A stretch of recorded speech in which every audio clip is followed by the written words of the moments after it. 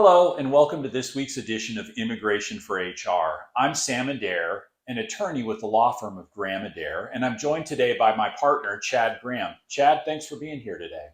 Hey, Sam. Today, we're going to be talking about the importance of recruiters and talent acquisition professionals in the immigration process. Specifically, we're going to be talking about the importance of having an immigration or visa screen as part of the recruitment and hiring process and what that really should look like.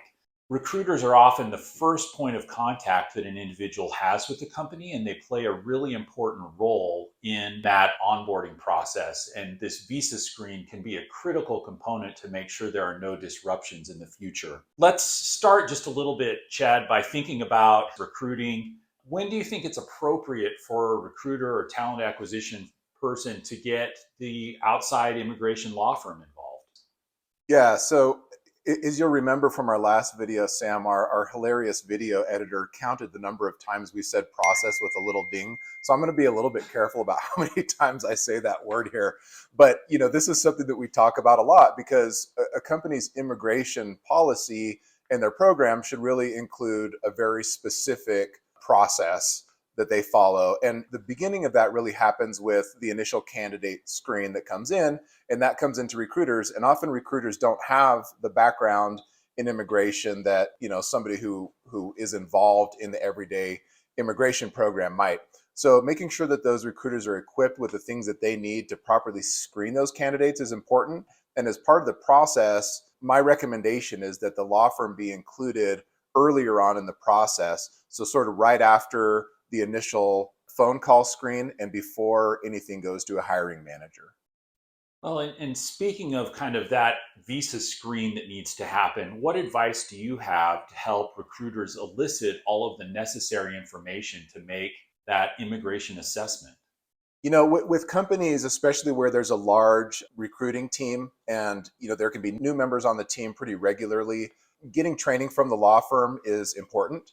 But in addition to that, we recommend that each recruiter have a specific document that walks through each of the questions where we need to gather information so that we're getting a uniform set of information back on each candidate and not having to sort of go back and forth and tell the recruiter, well, we need to know this, we need to know that, lose time and also potentially patience from the recruiter and the candidate.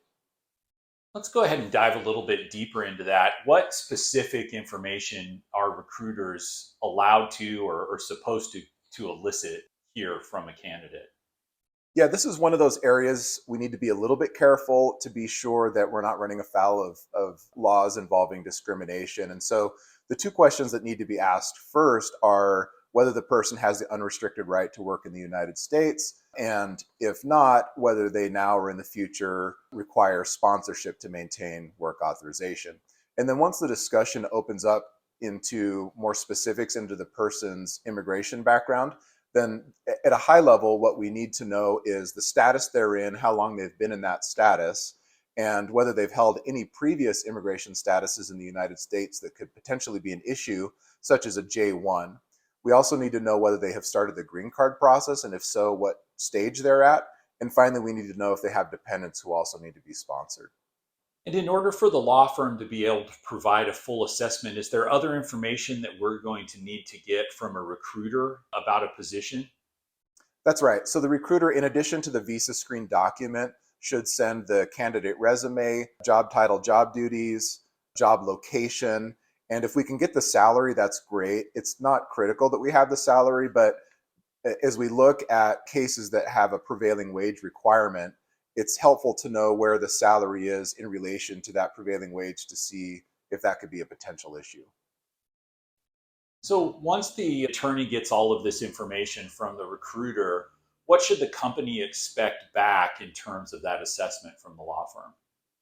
So the law firm assessment should include a variety of things, sort of broad and deep.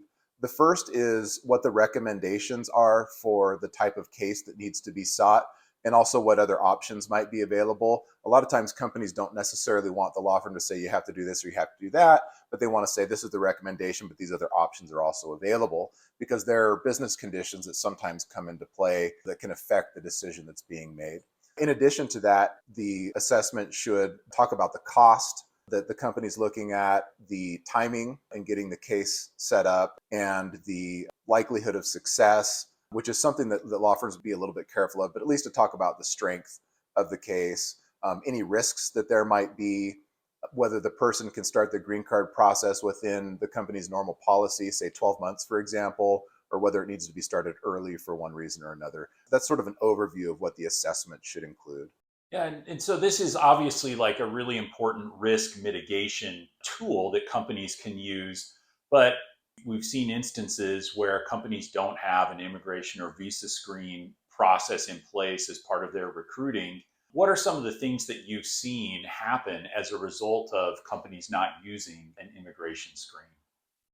So the two most common things that come up are the candidates or new employees' ability to maintain status. So they may end up in a position where they need to come off a payroll for a period of time, or maybe even be sent overseas for a period of time. The other one that we see pretty regularly is where there's a prevailing wage issue, kind of what I mentioned earlier, where the salary that's being offered is significantly below what the required prevailing wage is for the position. Those are kind of the two most common. But in a worst case scenario, it may be the candidate is not in a position to be able to receive immigration benefits, and employment can't proceed at all, in which case the company's lost time and money, the candidate has lost time, and it's a real disaster for companies. So that's a worst case scenario, but that can happen. Chad, thanks so much for being with us here today. This has been really helpful as companies look to really integrate that immigration lifecycle into their HR processes. This visa screen is kind of the first step of that, and obviously helps to mitigate some of the difficulties and risks that can come up when companies don't have this in place. We certainly welcome any feedback or questions that you might have. Feel free to drop us a comment below, and we hope that you have a great week. Thanks so much. Thanks, everybody. Yeah.